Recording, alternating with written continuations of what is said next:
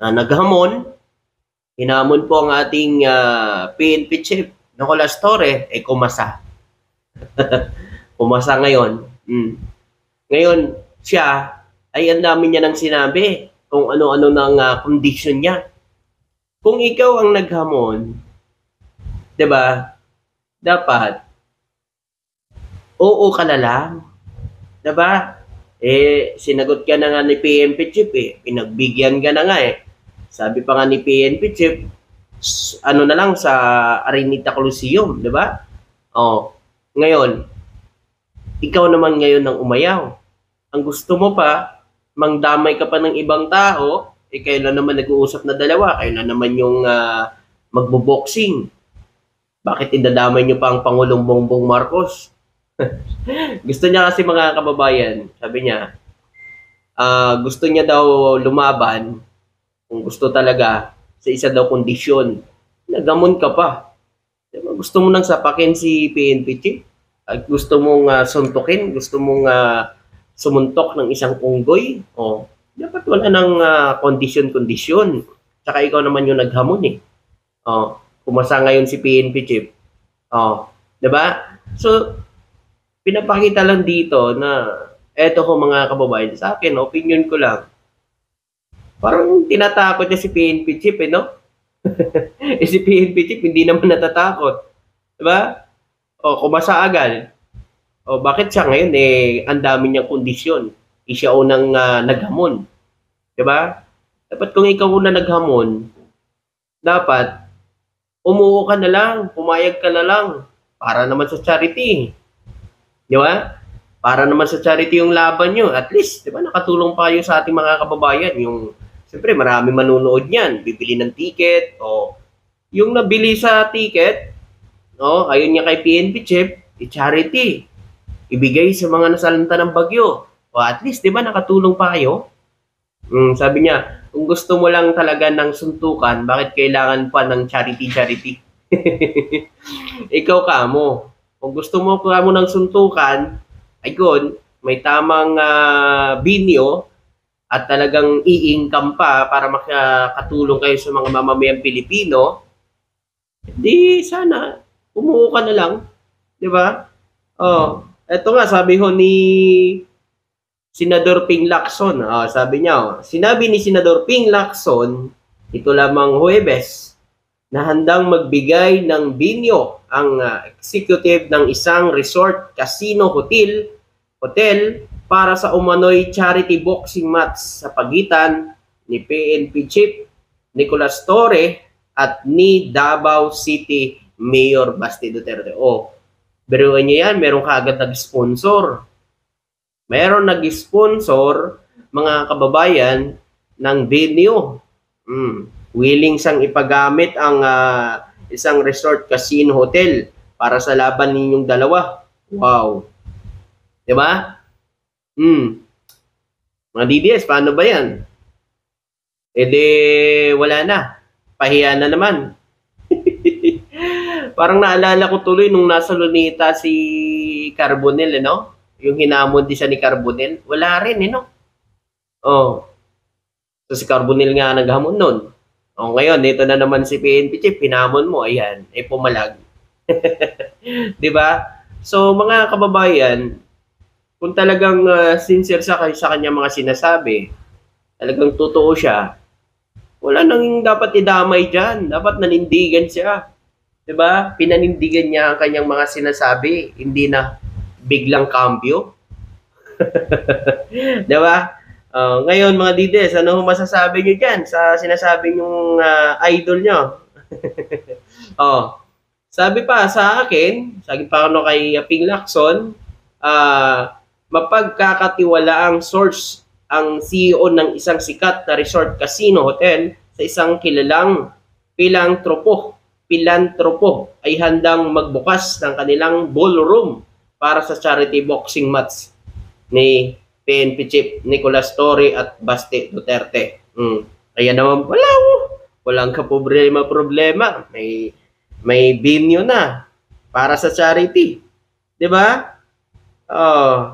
Malaking maganda sana yun, malaking i-income nyo, malaking kita. So, malaki sana maibibigay yung charity.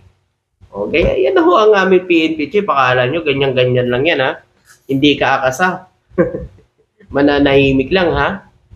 Diba? So, yun, sa mga DDs dyan, paano ba yan? Yung idolo nyo, yung matras na. Hindi wala na naman yung yabang nyo ngayon. O meron ba nga nagpalabas ng fake news? 30 million daw yung posta ni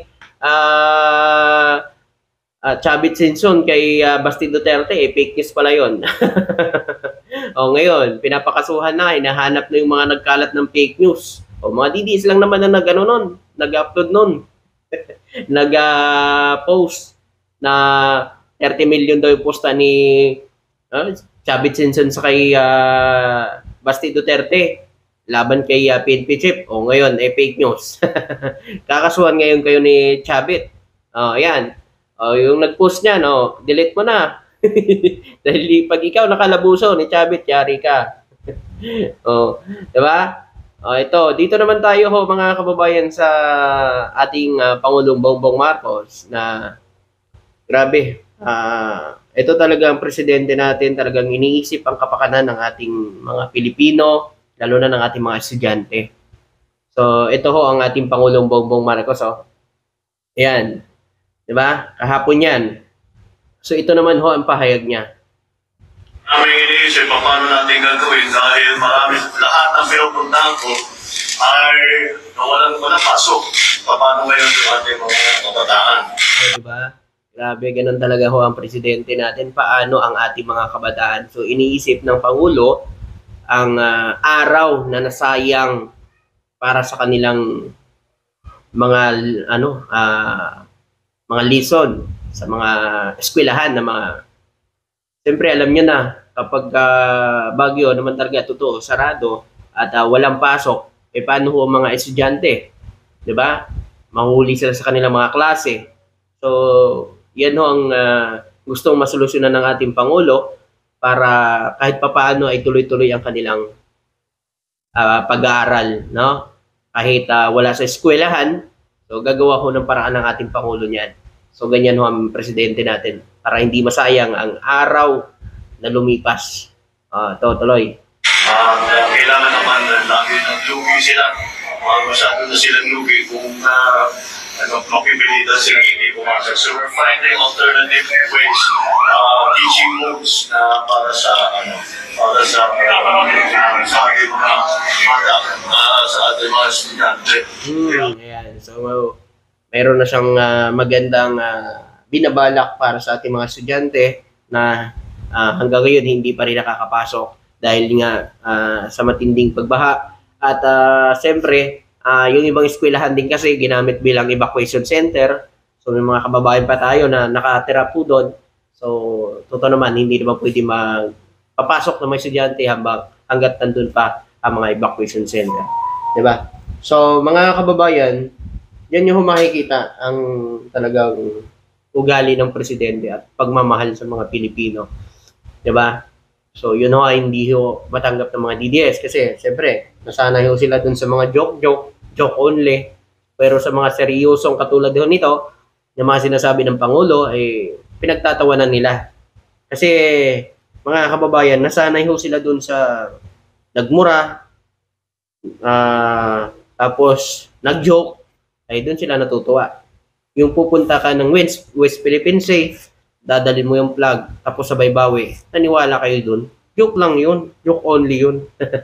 Tapos na eleksyon Diba? Nanalo na siya joke talaga. Pero ito, ang Pangulo natin, nangako, nangarap, para sa bayan, tinupad.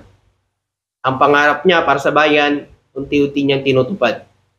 Yung bigas na pangarap niya, nakamit na, pero mga DDS, tuloy pa rin ang iyak. Diba? Alam nyo, mga kababayan, ito, panoorin natin ito, Pangulo. Kahapon yan. Diba? So, ganyan pag mabait ka kasi. Ayan, tingnan mo. Diba? Ganun si PBBM. Diba? Pag mabait kang tao, maraming magmamahal sa'yo. So, ano lang yan Kakagaling pa lang yan sa sa Amerika, kahapon yan. Sobra po akong saya. Mm. Nararamdaman lalo po ngayon na makita po namin siya ng personal. Wow, di na naman ho matanggap ng mga DDS yan. Di ba? So, nakasubaybay yan si nanay sa ating Pangulo at talagang natutuwa siya sa ginagawa ng ating presidente dito sa bansa at talagang nararamdaman ang serbisyo ng gobyerno sa mga mamamayang Pilipino at nakasubaybay po yan si nanay sa ating Pangulong Bongbong Marcos. Hindi siya nabibiktima ng fake news ng mga DDS. Tuloy natin. Sa mga salita din naman po, alam naman po namin na hindi po sila nagpapabaya sa aming mga mamamayan na maliliit. Lalo na po ngayon na dumaan po ng bagyo at lumpa. Salamat po. Yan. Salamat naman na Tingnan nyo naman, nagagaling pa lang yan sa Amerika, kahapon yan, dumating, Diretso kaagad, trabaho kaagad ng Pangulo natin para bisitahin itong mga kababayan natin na sa evacuation center. Yung idolo nyo, saan? Andun pa rin ba sa Netherlands? Andun pa rin ba naninira? Andun pa rin nagsasalita? Di ba? So, ito na nagtatrabaho, nakikita natin, siya pa ngayon ang gusto niyong umalis. Yung ipapalit yun nandun sa ibang bansa. Walang ibang alam kundi siraan ng administrasyon. sa aming lugar na sa Mali. Hindi na kami mahirap na pumunta dito ang presidente. Thank you naman. Diba? Tuloy-tuloy din ang pamamahagi ng DSWD hanggang ngayon po. Tuloy-tuloy pa rin sa buong Pilipinas. Yung mga nasalantahon ng bagyo ay talagang binibigyan ng mga food packs para may agara silang pagkain, meron silang maihain sa pagkainan nila. Kung ano man po ibigay niyo sa amin, salamat po talaga. Diba? Yan ang presidente talaga na talagang kakarating pa lang, talagang trabaho agad. Kabaliktaran sa mga kanilang paninira. So yun, mga kababayan, ang masasabi nyo doon sa laban ni PNP Chief at saka ni Baste. So yun, maraming salamat at magandang araw po. Thank you.